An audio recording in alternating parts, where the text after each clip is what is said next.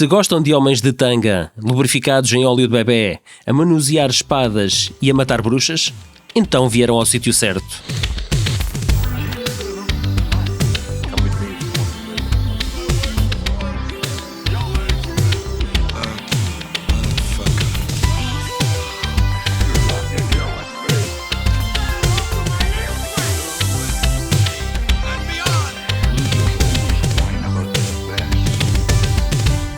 Dois jovens garbosos partilham a mesma casa durante os seus tempos de universidade. O passatempo preferido? Ver filmes maus, muito maus. Um deles possui um computador dedicado exclusivamente e 24 horas por dia à aquisição ilegal de cinema obscuro e refundido a uns meros 10 kbps por segundo. Uma longa-metragem poderia significar uma penosa espera de vários dias, semanas até, dependendo do número de partilhas que normalmente escasseavam como água no deserto. Um download completo era motivo de celebração. Tiravam as cervejas do frigorífico, apagavam a luz, arredavam a mobília para dar lugar a um velho monitor e o serão começava. Certa noite, a sessão ficaria por conta de um esquecido título cuja memória apenas alcançava uma madrugada perdida na RTP quando foi exibido e não mais esquecido. No ecrã, um deus grego de músculos de mármore e pele lustrosa chamado Miles O'Keefe movia-se entre a folhagem.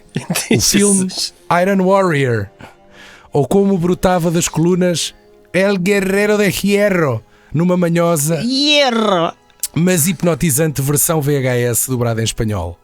Mas que merda é esta? Dirão alguns. Ouro puro, dirão outros. Enfim, não se pode agradar a todos. Porém, tínhamos sido largados a meio da corrida e o Guerreiro de Ferro ia agora não na sua primeira, mas na terceira aventura. Com a ajuda de Carlos Reis, José Santiago, Pedro Cinema Xunga e Miguel Ferreira, vamos descobrir a lenda de Thor, o herói de sandália e espada que muito provavelmente e sem saber é responsável pela criação deste podcast que hoje estão a ouvir. Olá, Carlos. Eu nem sei se ele andava de sandálias, aquilo era tão low budget. Posso bater palmas ou depois faz muito ruído? Não, vá. Eu vivo para as palmas do público. Eu fico sempre fascinado com estas introduções do VHS, naquele que é o segundo melhor podcast português de cinema. O primeiro é aquele do público que faz 2 episódios por ano. Vocês perdem sempre para ele no Pods. Exato. Mas são 2, mas bons. Estou feliz. Sim, imagino, acho que nem são de cinema, acho eu, pelo que me disseram, mas não sei, não ouvi. Então, é para tu veres o quão bons são. Fico muito feliz de estar aqui de volta, obrigado pelo convite, antes de mais uma vez, porque é muito raro já apanhar o Fajardo em algum lado, porque ele está sempre banido do Facebook e portanto é uma oportunidade que eu tenho aqui também de ouvir e de conferenciar, com ele, confirmar que ele ainda existe. Outra coisa que me deixa feliz é estar num episódio que ninguém vai ouvir, portanto podemos estar completamente à vontade aqui a dizer o que nos apetece. Pode estar de cuecas. Estes são os mais sumarentos de todos. Sim. Não sei. Eu fiquei curioso se esta introdução de vocês a partilharem o mesmo apartamento tinha alguma coisa a ver com óleo de bebê e homens de tangas. E atenção que não éramos os únicos rapazes naquela casa, havia mais 2 ou 3. Éramos para aí 4 ou 5. Portanto, imagina o cheiro, a suor. O forrobodó que era. Agora, eu lembro-me perfeitamente de como é que surgiu esta conversa para ver este filme. E basicamente isto aqui é a gênese do VHS, de alguma forma. Nós desde o início que tínhamos então, este franchise marcado com um post-it na parede para fazer um dia. E olha, passado quase 300 episódios é que finalmente estamos a fazer, é verdade. E em vez de obrigar uma pessoa a ver 4 filmes, decidimos repartir o mal pelas aldeias pelas aldeias. Um filme a cada um. Fizemos bem. Nunca tinha ouvido falar nada deste ator, não sei como é que isto me passou ao lado, mas nunca tinha ouvido falar disto. Já tinha ouvido falar do Joe D'Amato e de algumas histórias relacionadas com ele, mas não fazia a mínima ideia deste ator, e estou muito feliz que o Miguel não tenha tido tempo para ver o primeiro e tenha-me passado o primeiro em vez de ter ficado com o quarto como era suposto, que se o primeiro assim, foi. Podes sempre ver os restantes agora. Aquilo é um bocado downhill. Nós também não sabíamos que havia 3 nem 4 filmes. Aliás, nós só descobrimos mais tarde que havia um 4º filme. Mas nós estávamos a conversar, eu e Daniel, sobre os piores filmes que já tínhamos visto ou ouvido falar. E o Daniel veio-me falar do Manos, The Hands of Fate. É mais pela fama, porque eu nunca vi esse filme. É Ed Wood, Plan 9 from Outer Space e coisas assim. Os clássicos, E eu disse assim ao Daniel, Daniel, opá, eu não me lembro do nome do filme, mas o pior filme que eu tenho memória de alguma vez ter visto é um filme que envolvia um gajo com uma espada e andava de cuecas e ele estava contra uma bruxa e era a bruxa a cair a arder por um penhasco abaixo e aquilo era um boneco e não sei o que, e isso é a pior coisa que eu alguma vez vi. Opa, tivemos que andar à procura disso. E não sei se não foi o Daniel que encontrou, se fui eu. É possível, sim.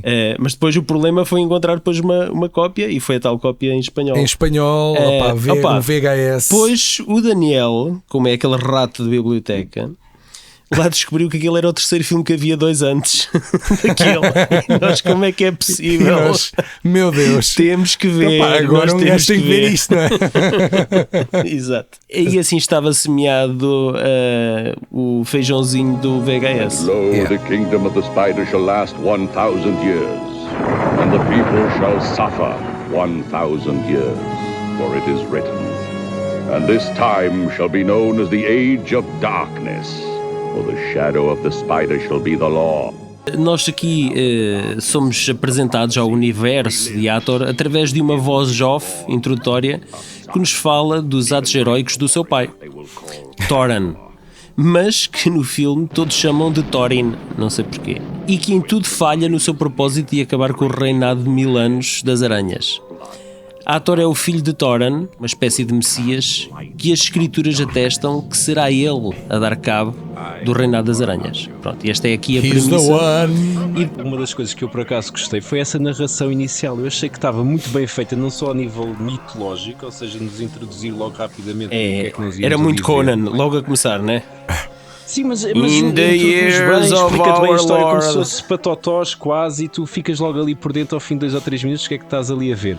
E depois pareceu uma voz um bocado do James Earl Jones, ou foi só na minha cabeça? Foi só na tua cabeça. Mas o que eu gosto, agora se que eu fores ouvir outra vez, o que eu gostei particularmente naquela narração é que tudo o que ele nos esteve a dizer não valeu É um nada. bocado é chover num molhado que não serve para nada.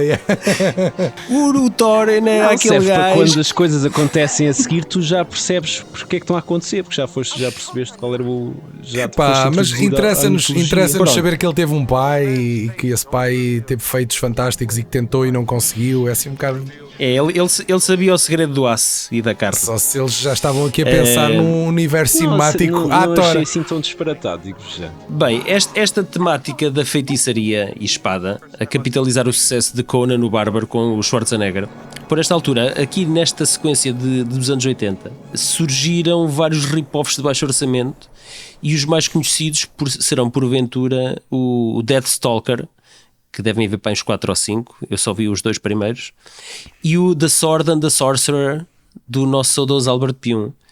Aqui os atores, isto era mesmo o refúgio do refúgio desta linhagem de rip-offs.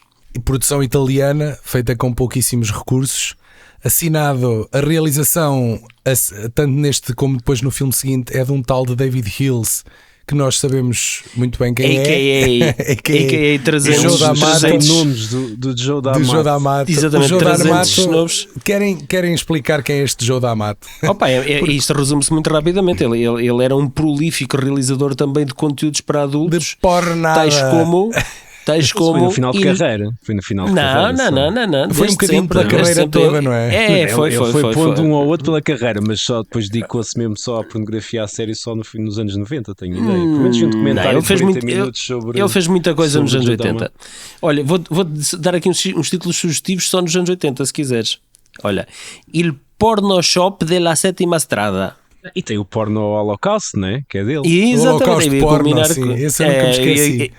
Esse tem o título mais sugestivo. Não há um dentre outros 100 títulos. Há um que tem um monstro numa ilha deserta que tem tipo um caralhão enorme e anda lá a correr atrás de umas gajas na praia.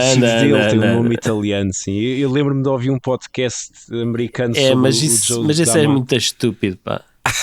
Mas esse foi o mais famoso, o que lhe lançou até para a fama a nível de pornografia, porque acho que não havia nada feito no género.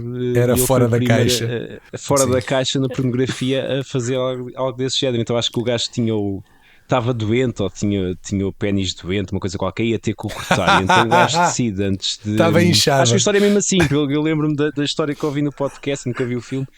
Mas o gajo nunca, tinha que ir cortar aquilo e então decidiu, antes de ir cortar, na semana antes, ir para uma ilha qualquer nas Caraíbas e correr a ilha toda dentro do que conseguisse, mas sempre cheio de dor. E então, aquilo para ele era uma agonia. Era uma comichão que ele não conseguia coçar de maneira nenhuma. E porque eu acho que ele assina aqui como David Hills para afastar de alguma forma a fama de realizador porno. Exatamente. Enfim, não é para não manchar, o ator. Não, até malta que fazia os Western Spaghettis também assinava nomes americanos para quê? Aliás, metade desta malta assina alter egos até na equipa técnica. É um interesse comercial então, não é? Era por interesse comercial, para dar um ar mais americanizado à produção, percebes? E há um documentário sobre o Joe D'Amato que explica muito bem esses 100 nomes que ele usou ao longo da carreira, e havia duas razões principais. Uma, ele considerava-se um cinematógrafo e portanto ele só costumava assinar como cinematógrafo com o nome dele, que nem é este, é um nome italiano. Este Joe D'Amato nem sequer é o nome do gajo. É um dos muito alter egos dele e o mais famoso. O gajo afinal chama-se tipo Jorge. O nome dele é italiano. E então ele não queria mostrar o seu trabalho como cinematógrafo destes trabalhos de realização que ele confessou várias vezes durante a carreira que fazia só para ganhar dinheiro. E então muitas vezes o que é que ele fazia? Ele primeiro negociava a distribuição e o dinheiro, e depois de ter isso é que arranjava a maneira de gravar isto em 2 ou 3 dias, porque já tinha o dinheiro só para despachar, e portanto era quase um mercenário da realização. E a outra razão era, ele aproveitava sempre o que estava na moda na altura para tentar ir buscar um bocadinho disso, ou seja, ele assinou filmes com nomes de realizadores que parecia polaco, porque houve ali uma altura em que os realizadores polacos estavam na moda. Depois assinou com o Joe D'Amato, apareceu quando o Scorsese e o De Palma estavam na moda, então ele arranjou um nome também italiano-americano. Ele tem uma assinatura de Palma, sim, tem. Para ficar também com o nome assim italiano-americano, e os vários nomes que ele foi criando ao longo da carreira foram não só para não mostrar essa sua carreira de cinematógrafo que ele orgulhava-se, e aliás acho que foi cinematógrafo do Fulci e do Bava, fez alguns filmes para eles, e então aproveitava muita coisa que filmava como cinematógrafo, muitas cenas que filmava e que não eram usadas, para depois fazer estes filmes, e criava o guião à volta dessas cenas que tinham sobrado, e depois só para fazer dinheiro filmava isto em 3 ou 4 dias, fazia uma história em 2 dias e fez cerca de 200 filmes, pelo que eu vi no documentário. O gajo tem conhecidos cerca de 200 filmes, sendo que pode ter muito mais, porque ele assinava com tantos alter egos que podem ter ficado muito. Se calhar nunca saberemos ao certo quantos filmes há muitos videoclubes fechados com cassetes porno com alter egos do Joe D'Amato. Olhem, e este Miles O'Keeffe que aparece aqui como cabeça de cartaz é o segundo filme dele.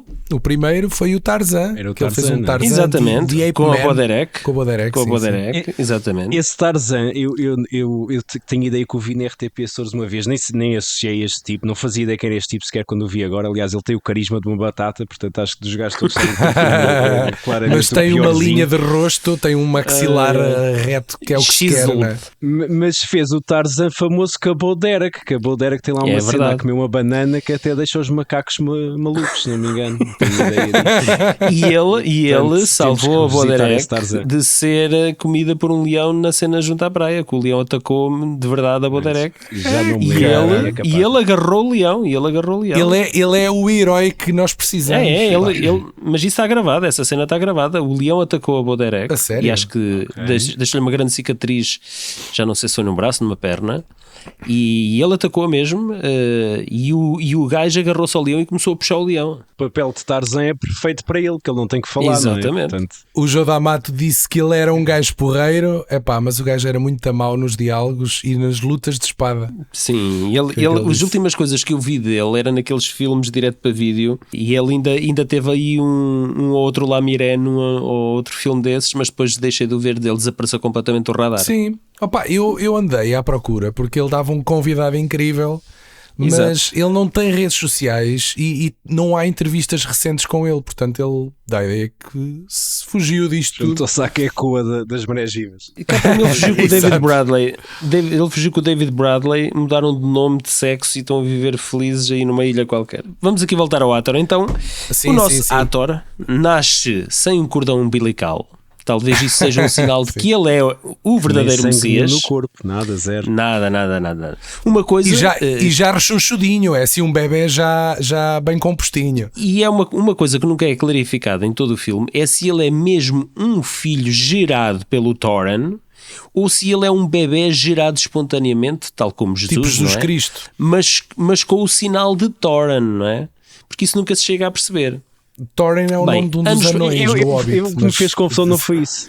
Eu por acaso me fiz confusão no início. É como é que o bebê, qualquer lado que fosse, chega a cavalo, etc. E toda a gente começa aos gritos: é a tatuagem do Thorin, não, é a todos sabem. É. Olha, e aquilo é um sinalzinho junto ao ombro num bebê que está num cavalo lá em cima. Portanto, mas olha, certo, é um sinal gigantesco. Aquilo não é um sinal, aquilo é uma pintura a cores. Aquilo tem cores. Claro. Mas eu não acredito que consigas ver que o bebê é vestido e em cima de um cavalo. Toda a gente, de repente, ele chega no cavalo ali à aldeia e as mulheres começam todas a correr a dizer que é o filho do Thorin. É anunciado aos quatro ventos que nasceu um filho de Thorin.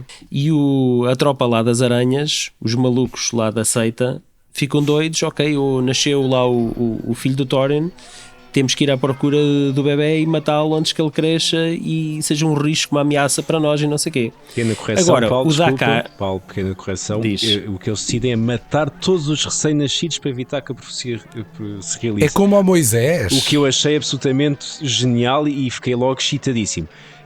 Ainda gostei mais quando vi que eles começaram a matar toda a gente, mais crianças, avós, eles chegam lá e começam a correr tudo a espada. Então era que este pusesse à frente.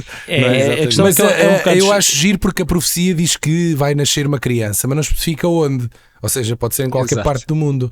Mas aquilo passa-se tudo ali naquele bairro, não é? Tudo ali nas redondezas, é por ali. Ali no meio daquela... É como os planetas de Star Wars, é a mesma coisa, é tudo naquele ponto. Eles são um pouco inteligentes, porque a questão é, eles desde o início que lhe dão o nome de Hathor, na aldeia todos o chamam de Hathor, ninguém se inibe de o chamar de Hathor.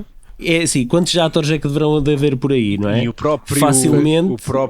o próprio homem que o vai lá deixar diz que ele se chama Hathor e que eles vão criar o Hathor, portanto se fosse para disfarçar não dá. Exatamente. Mas eles parece que acertam logo com a aldeia, é lá aquele vilarejo lá umas cabanas, Não, mas isso foi 30 anos depois, não é? 30 anos depois. Não sei o filme da ideia, aquilo parece que é tudo ali encostado. Não, mas aquilo foi 30 anos depois. É possível. Mas a passagem do tempo é muito dúbia aqui. Aquilo é um bocadinho como a Lagoa Azul. O Hathor sente uma atração pela irmã e quer casar-se com a irmã. É uma cena maravilhosa. Porquê que não casas comigo, pá? Pai, os nossos antepassados, sabes? É uma tradição que se perdeu da gente poder fornicar com as nossas irmãs e não sei o quê. Mas o diálogo é algo do género. Mas porquê é que não podemos casar? E ela, Hathor, somos irmãos. E eu falo com o nosso pai. Exatamente. Mas depois o pai, olha, calha bem, porque tu és adotado. Exatamente. A sério? Exatamente. És. Oh, que maravilha. A sua irmã é interpretada pela Ritza Brown, que entrou no Tuareg do Enzo G. Castellari. E só para acrescentar aqui um pouco de drama, a irmã de Hathor é raptada no dia do próprio casamento, mesmo quando estavam a dar o beijinho para comungar e selar o matrimónio. O Hathor com umas flores decorativas na cabeça, deixa-me amarelas. dizer uma coisa que eu também acho curiosa nestes filmes, vocês vão concordar comigo, há sempre uma Sónia neste tipo de filmes, não é? E aqui não é exceção. É uma Sonja. Red Sonja. Uma Sónia. Há sempre. Nestes filmes há sempre uma personagem que é Sónia. E há um e os seios da Sónia. E os seios da Sónia. Isso não é estranho. Era um anúncio, era um anúncio da Sprite ou da Fanta. Já não me lembro, que era um gajo que ia ao psicólogo. Isso é familiar. Era o psicólogo e só se lembrava dos seios da Sónia. Muito enfim, bem. adiante. Ok, deixem-me já aqui lançar um long shot que eu tirei deste filme e está relacionado com o urso bebê. Eu não sei se vocês repararam que o urso bebê, que se chamava Kila, até decorei, tinha sempre cocaína na cabeça. Uma mancha branca de cocaína na cabeça. Uma mancha. Portanto, eu creio que este filme inspirou o que vai sair agora do Cocaine Bear. Eu tenho quase a certeza absoluta que se calhar é o Cocaine Bear em grande. Exatamente, é o urso bebê.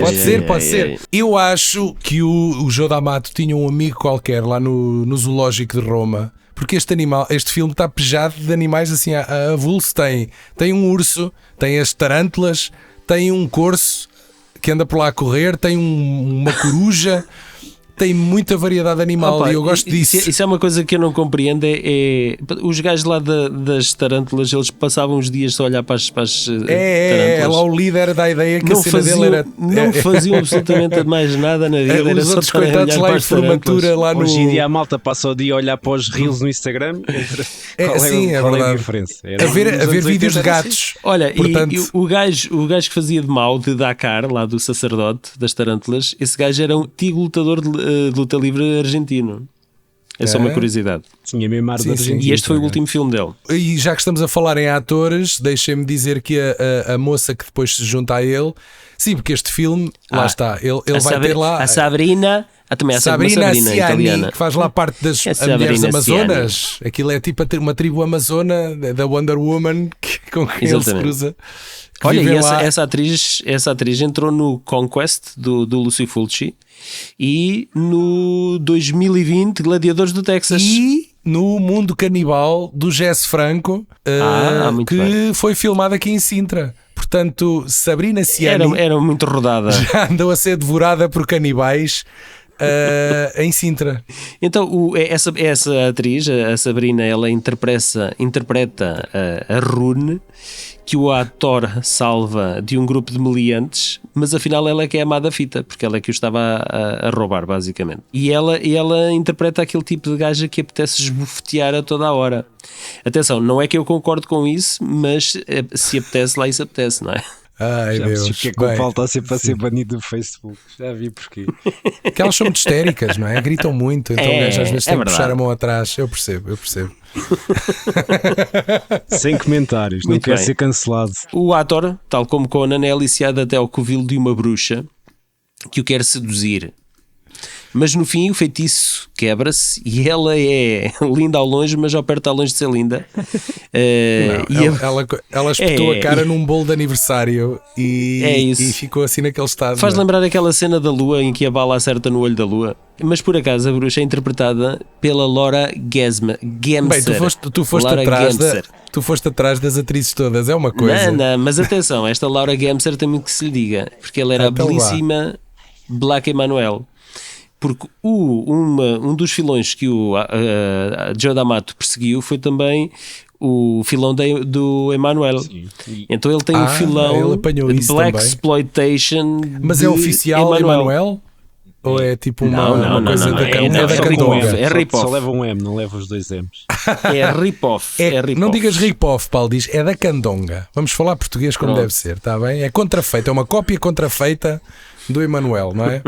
Mas houve 4 ou 5. Olha, o ator é um canastrão sem jeito nenhum para as mulheres.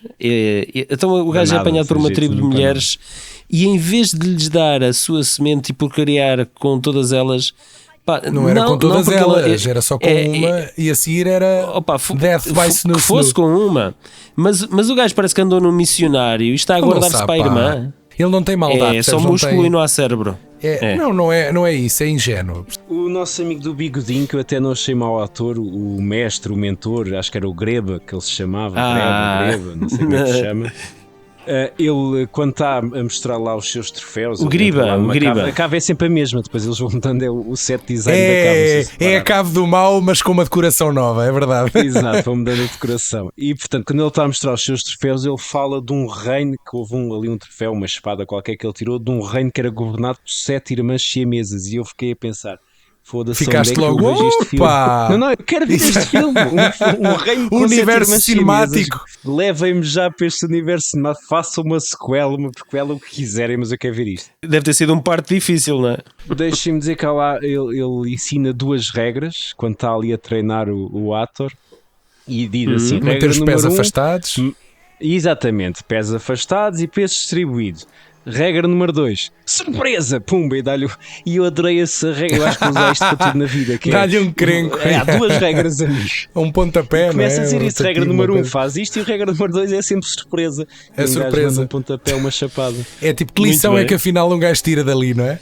Tribo das gajas guerreiras, quando o gajo é raptado e eu penso assim, amo-te, Joe D'Amato. Não, ele não é. Sim, ele é raptado, sim. Não, ele é raptado, ele é preso a um poste. E eu assim, eu amo-te, tu vais fazer com que o gajo seja violado por elas todas. E de repente eu vejo que vai haver um torneio para usá-lo para reprodução, ou seja, para servir os propósitos deles. Eu pensei, este filme vai ser perfeito, este filme vai ser uma coisa absolutamente doida. É mesmo isto que eu quero, não é?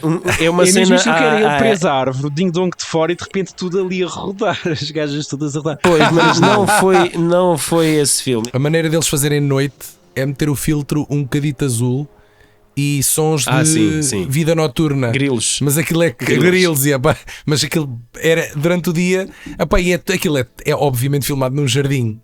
Num parque, sim, não é? Mas aquilo é tipo hoje, um parque mesmo. Estão a ser muito totós, temos a dizer, porque estão a criticar aspectos técnicos no filme que deve ter custado $500 ou $1000 e portanto acho que não faz sentido. Se a gente estivesse aqui a falar do último filme do Roland Emmerich ou uma coisa qualquer, eu até percebi. Agora, um filme que foi filmado em 3 ou 4 dias e custou para aí $500. Nós temos é que valorizar a intenção, não é o resultado. A intenção, e as ideias, deles, há muitas ideias. Atenção, eu ia preparado para achar isto uma banhada completa e testar isto, e eu achei que havia aqui ideias muito boas. Como é caramba. que é? Olha lá, desculpa lá. Como é que é impossível não se gostar da luta contra o Guerreiro Sombra? Claro, é isso que eu estou a dizer. Há um guerreiro luta sombra, contra uma uma sombra. Há guerreiros que são cegos e estão a proteger um templo qualquer da aranha. Exatamente. Mas são cegos e estão para eles são tipo zombies ou o que é aquilo, sim. Falemos naquela teia de aranha feita de corda, com uns esqueletitos lá pendurados. Eu achei aquele decor. Imagina o trabalho que aquilo deu, fazer uma teia de aranha feita de corda. E depois no final temos uma aranha gigante amestrada, onde se vê a porcaria dos fios de pesca a puxarem as patitas da aranha. Espera, mas antes da aranha gigante, temos um twist que eu já não estava nada à espera. Foi o twist com o Greba, não é? Era Greba, tudo interesse. Que é interpretado pelo Edmund Purdom. Que ele era um ator relativamente conhecido dentro deste género, digamos. Não, mas produções um bocadinho acima. Só que ele estava com com aquele bigode falso, com aquela peruca que estava quase irreconhecível. Era o que ele queria, não é? Ele não queria era ser apanhado lá. Sim, provavelmente é. Mas vocês estão aqui a ver o master plan do Griba. O Griba era. O gajo teve que esperar tipo 20 o bebé. anos. Atenção, quase 20. Então o gajo tinha 30 e tal anos. Espera lá. Não sei, Griba, o personagem, o ator teria que salva o bebé. Não, o ator tinha 30, desculpa lá. Como é que sabes? O personagem. Tinha 30, o personagem tinha 30. Então ele era novo e tudo ainda andava lá a namoriscar com a irmã. De saber isso. Sim, não acredito. Ainda por cima, ele para mim aparenta 30. 18 ou 20. Não havia o Virgem aos 40. Não, podia ser Virgem aos 30. Tá bem, mas Virgem aos 40 era o corpinho do Steve Carell, não era o corpinho do Tarzan, caramba. Vamos aqui acordar nos 25 anos, pode ser? Prontos, vá. Não consigo ver. 24, imagina que aquele gajo de 25. É um gajo que faz ginásio. Pronto, tá atenção, bem. Que seja o que for. Pronto. Mas aqui o master plan do Griba era salvar o bebê Ator, treiná-lo, não é? Deixá-lo crescer, para dar cabo dos gajos das aranhas, não é? Para que ele depois pudesse ocupar o lugar do Dakar como o sacerdote principal lá das aranhas. Isto é que é uma paciência de Jó. Um mindfuck brutal. Isto é quase nolanesco. Eu já não estava à espera de twist nenhum. Portanto, para mim foi ótimo. A seguir a isso, temos só que falar daquela cena final em que eles vão a correr pelos campos, de mãozinha dada, o ursinho. Sim, um final que é romântica e que eu parecia-me uma sitcom daquelas de família dos anos 80 e eu adorei. Eu que terminei de coração quente o filme. Não sei, dei logo mais meia estrela no Letterboxd que ia dar só com aquela cena final do ursinho a correr atrás deles e eles de mão dada.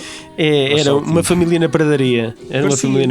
E é precisamente sobre essa música que eu queria falar com vocês. Esta música que aparece no final, muito idílica, é cantada por uma senhora chamada Simona Pirona. E digam-me lá, eu fiz aqui juntei a música que nós ouvimos no final com outra música que vocês conhecem. Agora vejam lá se não é vagamente parecida. Vamos aqui dizer assim por alto.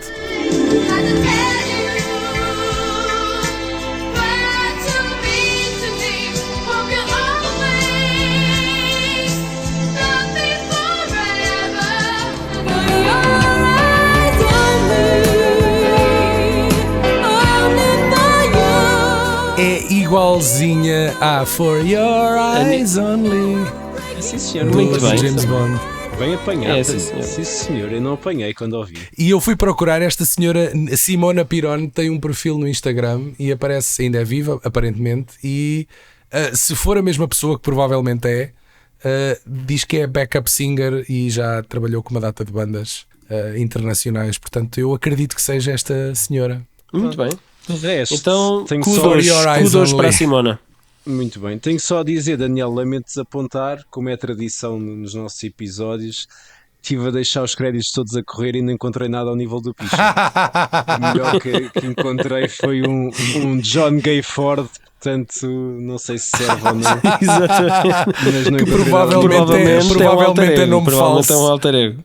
O já conhecido Mystery Science Theater 3000 parodiou o filme não uma, mas 2 vezes. A primeira nos comentários áudio Riff Tracks e depois na segunda temporada do mais recente revival da série, que julgo que está no Netflix americano, pelo menos cá em Portugal não deve estar. O Watch Mojo fez no ano passado um top das piores lutas de cinema de sempre e em 20º lugar ficou a luta do Hathor contra as sombras. Sim. E, se bem que eu acho que ao longo da filmografia do ator acho que há piores do que essa. Há uma parecida, não é? Na sequela, e nós já lá vamos. Sim. A distribuidora Dark Force Entertainment anunciou o lançamento em Blu-ray do filme em setembro de 2019, que coincidiu com a semana em que houve um tiroteio no Texas que vitimou 8 pessoas. O nome do atirador, Seth Hathor. E a Dark Force fez uma piada com isto num post de Facebook que lhes acabou por sair caro, atrasando o lançamento do Blu-ray. E pronto, está tudo muito bem. Este filme. Senhor. Está feito, agradeço imenso o convite. Olha, foi um prazer. Carlinhos, sabes bem que és sempre bem-vindo. Obrigado, Paulinho. Eu vou esperar para vos ouvir sobre o segundo, terceiro e o quarto. Não acredito que tenha coragem para lá ir, confesso.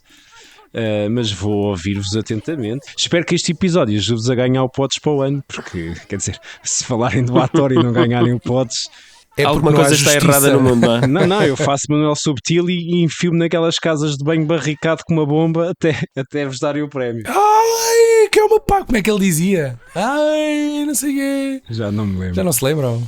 Vais incendiar todos os carros que estiverem à porta do... Cuidado, Paulo. do edifício cuidado, onde realizarem o próximo Pods. Olha o zoom a Vanil. Vai ficar aqui a desaparecer. The earth rose up with all their might to seize this force for their own. Nothing stood in their way except one man.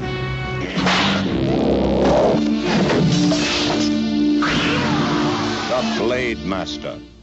Miles O'Keefe regressa como Hathor, desta vez o Conquistador, 25 minutos depois do filme começar, e desta vez encontramos um ator erudito que escreve e pensa cenas. Tudo está pacífico até que certo dia, pela sua gruta adentro, irrompe a filha do seu antigo mentor, Acronas. Ela deu o peito às setas e veio pedir ajuda a Hathor para que este a ajude a libertar o seu pai das garras do pérfido Zor, culpado de usar um bigode mais falso da história do cinema e de também querer a derradeira arma de destruição maciça criada por Acronas, que serve para tudo e para nada ao mesmo tempo. Esta é a mesma descrição da... Não, o objeto chama-se MacGuffin mesmo. Está escrito por baixo. Muito bem. Tipo made in China. E agora damos as boas-vindas ao podcast a José Santiago, a quem lhe calhou Hathor 2, L'Invincibile Orion ou o Blade Master, ou em português, que eu não tive hipótese de confirmar disto, mas pelos vistos em português chama-se o Hathor, o Conquistador. Olá, José. Olá, calhou uma fava. Achas que não podia ser Estavas pior aí, que isto? parece que foste apanhado desprevenido. Não fui apanhado desprevenido, tendo em conta que os conhecia a todos, mas a consideração que eu pensava que tinha a vossa era maior. Tu viste o primeiro? Eu vi o primeiro. Também viste o primeiro? Acho que toda a gente. Não, toda a gente. Não, ninguém viu o primeiro. Mas eu vi o primeiro e houve ali um downgradezito e eu tenho aqui uma lista de downgrades que eu pensava que era impossível, mas eles conseguiram. Epá, eu por acaso acho que os dois estão muito taco a taco. Tanto entre um e outro. Não. O que é que vocês viram de melhor? O que é que vocês viram? O que é que vocês viram de melhor no primeiro? Não, desculpa lá, este filme aqui tem um ritmo muito mais lento e diálogos que são atrozes que nunca mais acabam. E o outro não. Okay. E há aqui um caso sério de tudo o que tiver mais à mão entra no filme. Eu quero que tu me expliques isso melhor. Eu senti isso nos dois, mas vá. Tu vês claramente que havia uma série de filmes em produção por qualquer que fosse a produtora que estava a contratar o nosso José Amato, e ele foi pedir uma perninha a qualquer que seja o cenário mais próximo. Tu tens Homens das Cavernas, tu tens um castelo cujo cenário é uma caverna, mas pelos vistos há cavernas mais sofisticadas umas que as outras. Quando estás em caverna de castelo, tu tens umas luzes, não é só isso. Tens equipamento do século XX de laboratório. No filme entram 2 castelos que não pertencem àquela época de todo, não é? Aquilo parece. Não. São construções renascentistas, né? E uma se calhar até ainda é mais moderna do que isso. Pá, e sendo que a história do filme passa-se tipo na era do bronze, não é? Ou algo assim do género. Não sei o que é, porque nós começamos com uma Aquilo montagem de Homens das Terra-média. Cavernas, não é? Portanto, É uma terra qualquer. É médio. o filme começa com É bem médio. o filme começa com os Homens das Cavernas e fiquei tipo assim, então mas andámos para trás no tempo, como é que é isto? E depois é o facto, outra coisa que eu acho deslumbrante é que os maus aqui de repente são de samurais na roupa, né? São mongóis.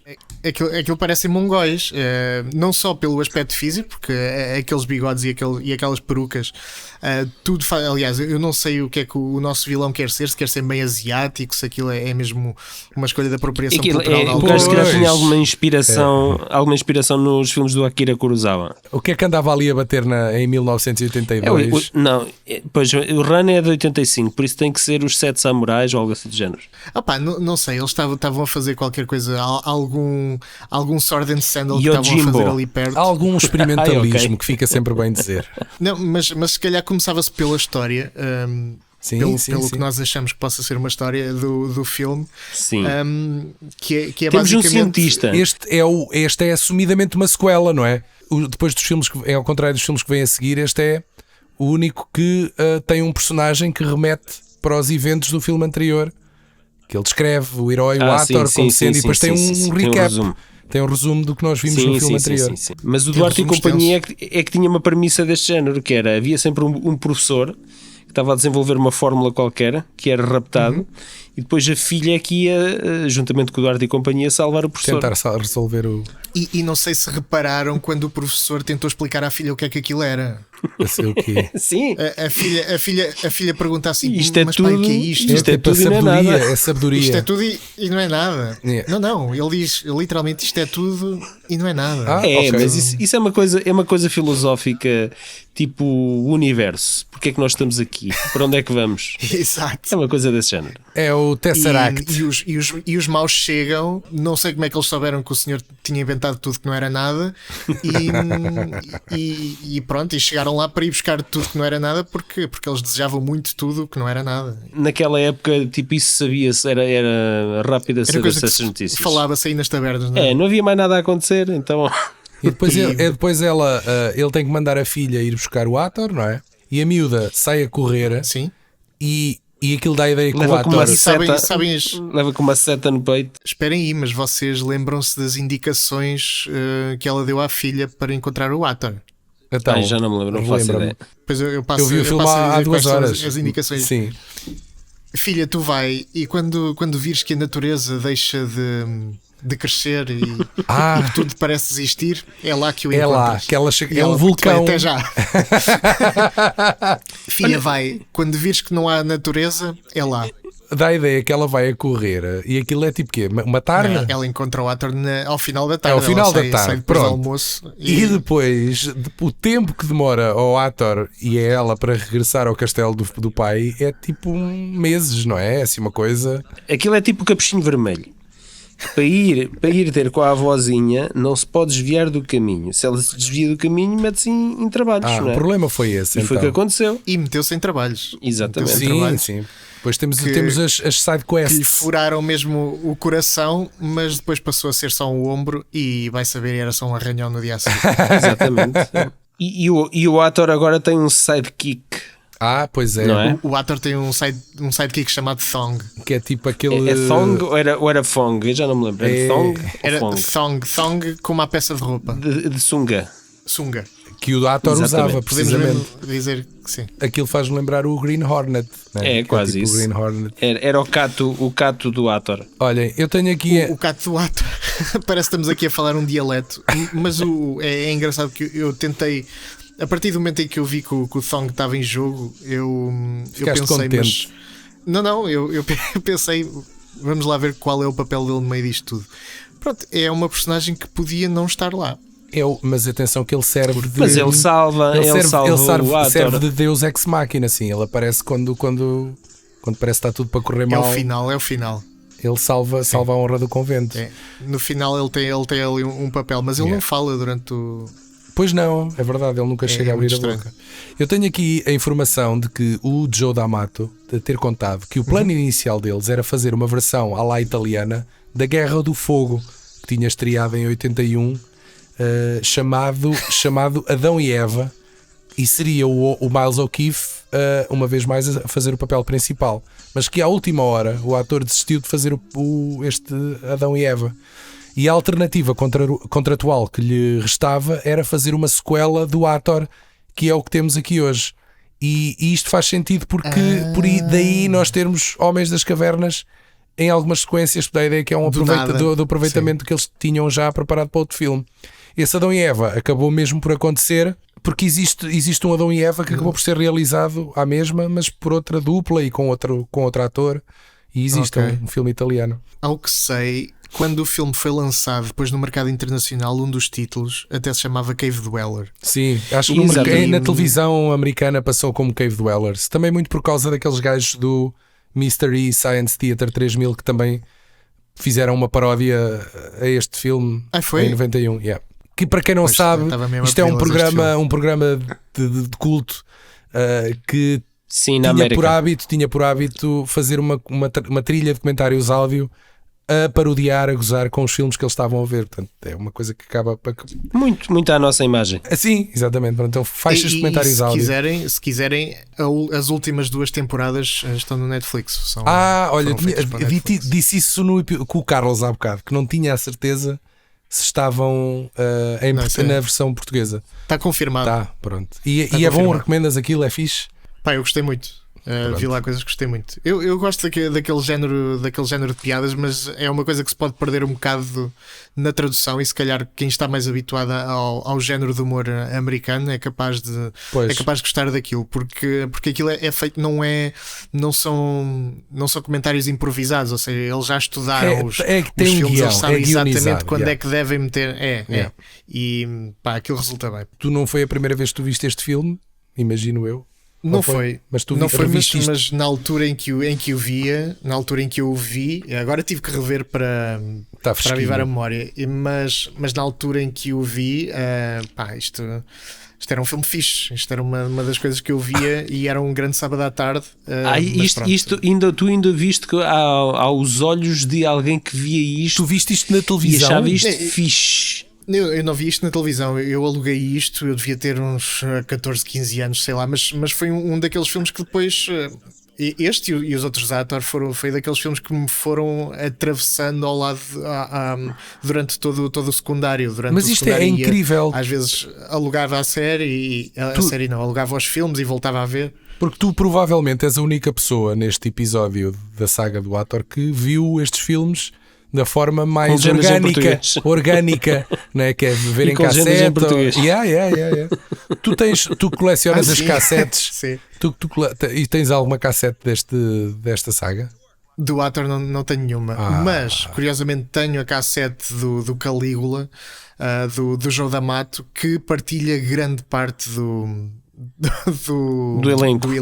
E dos props, se calhar. O Acronos faz de Calígula, não é? Exatamente, o Acronos faz de Calígula.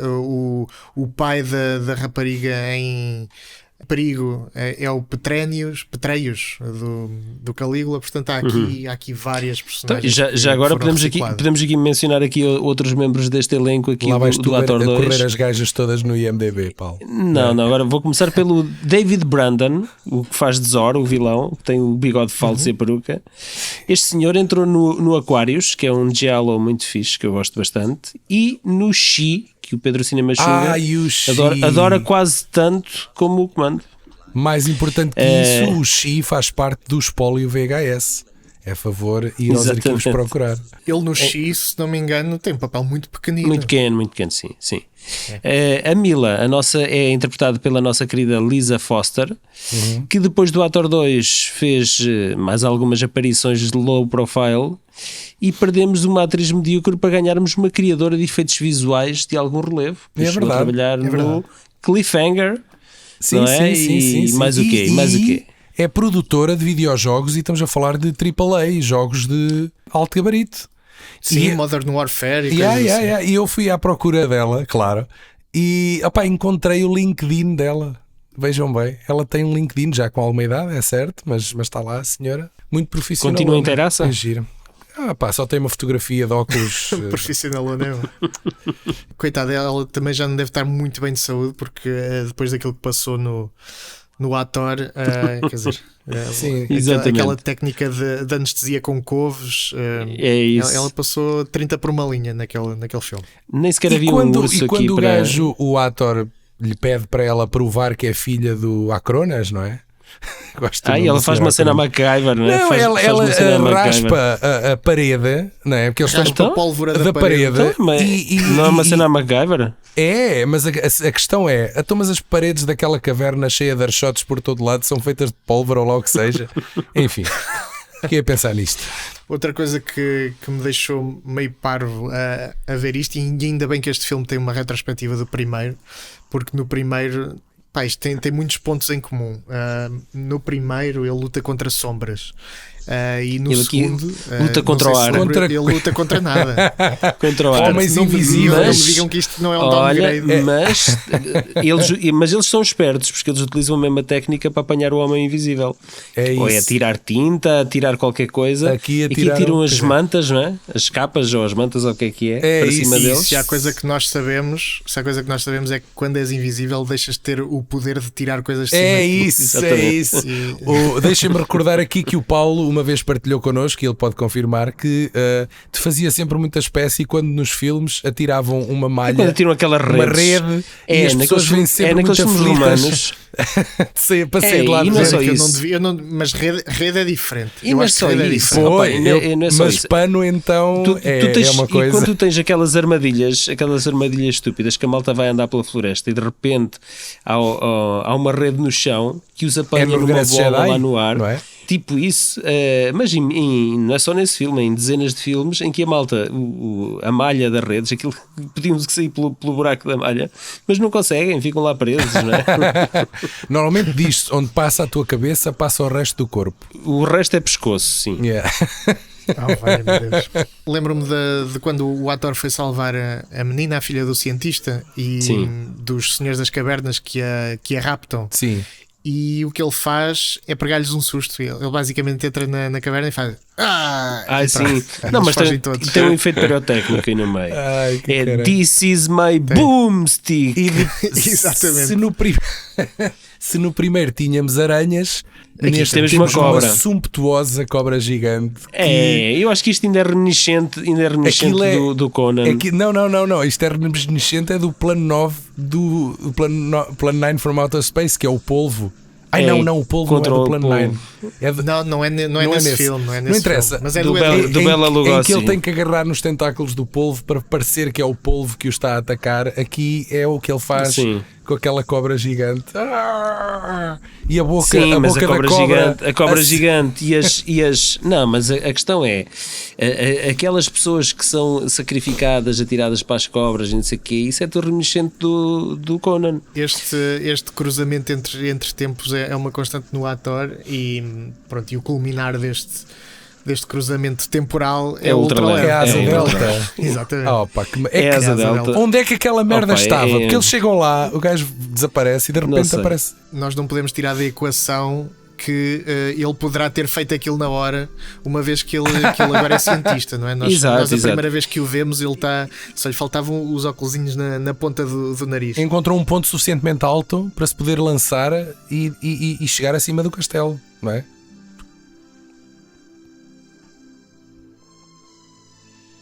Tinha uma geringonça que voava.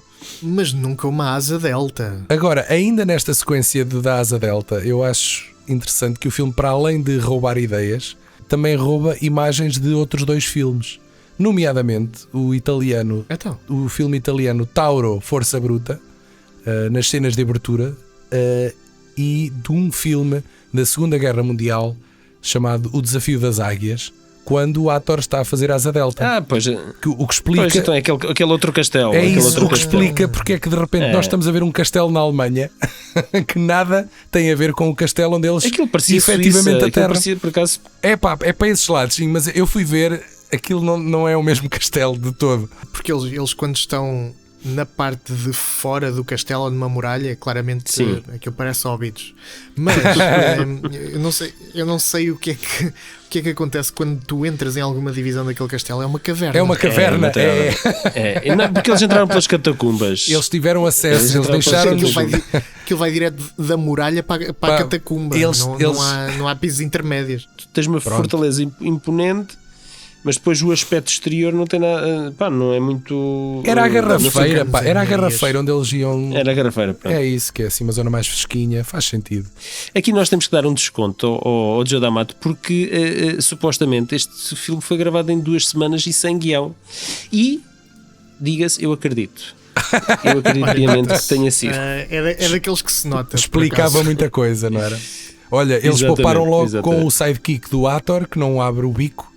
Portanto, logo aí não era preciso escrever diálogos. Pagar-lhe menos. Pagar-lhe menos também. Vocês reparam, tanto no primeiro como neste, aquilo é tipo filmado de câmara ao ombro, às vezes nem é câmara ao ombro, é tudo muito atabalhoado, a câmara anda lá, não é? Não há planeamento nenhum, é tipo, agora corram. Isso era mais ou menos, essa era a técnica italiana, e o Joe D'Amato era capaz de fazer do melhor e do pior, mas sempre a entreter. A questão é que havia os filmes que eram planeados e nos intermédios ele fazia 30 filmes e depois havia outro que contava.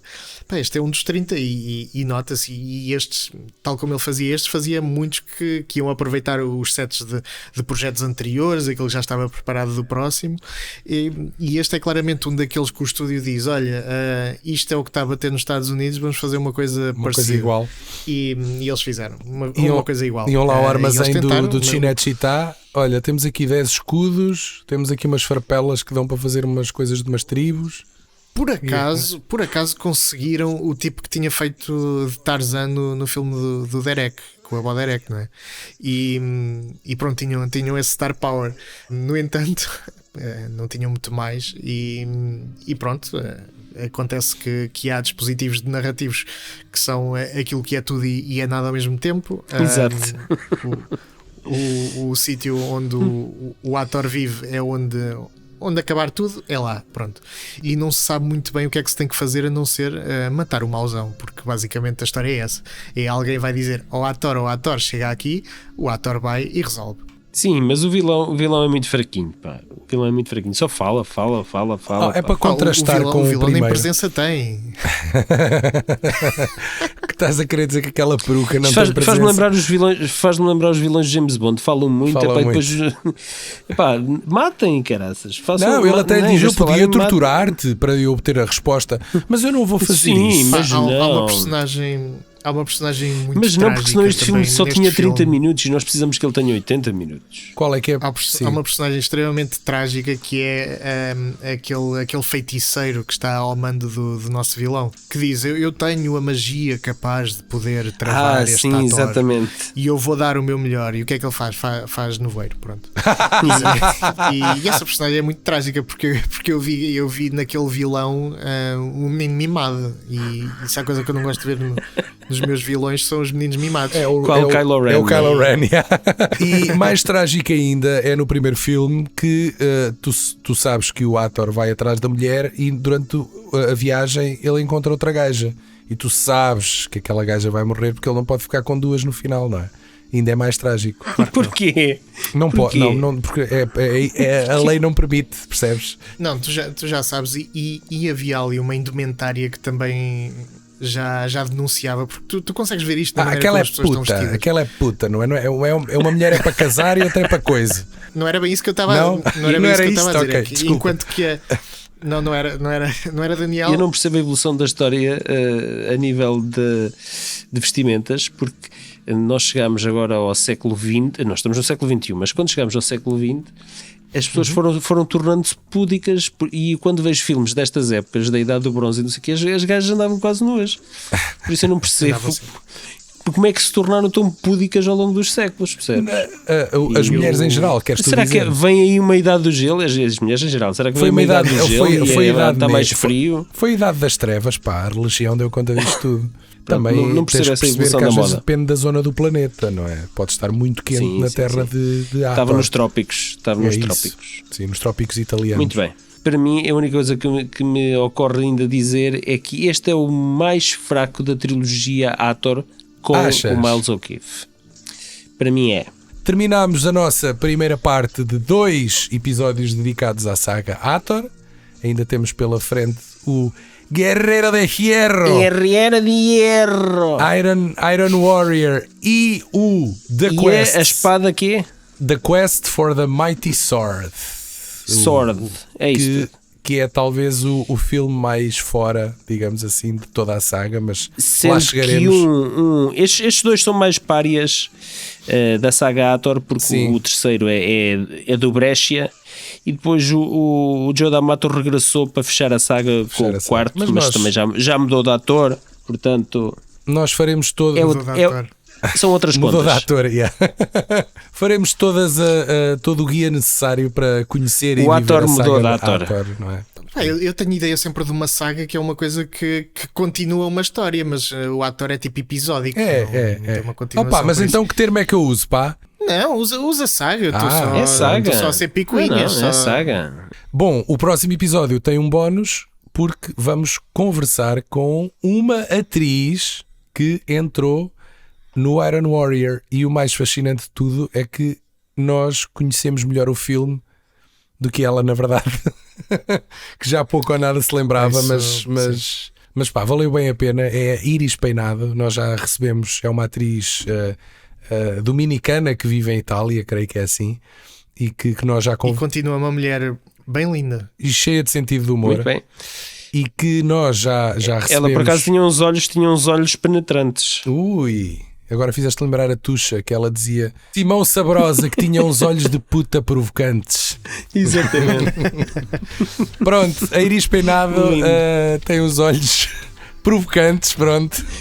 E vai-nos acompanhar no próximo episódio para fecharmos a saga do Hathor com o Pedro Cinema Xunga e o Miguel Ferreira para completar este leque de ilustres convidados. E está feito. Adeus e até à próxima. Obrigado, José. Obrigado eu.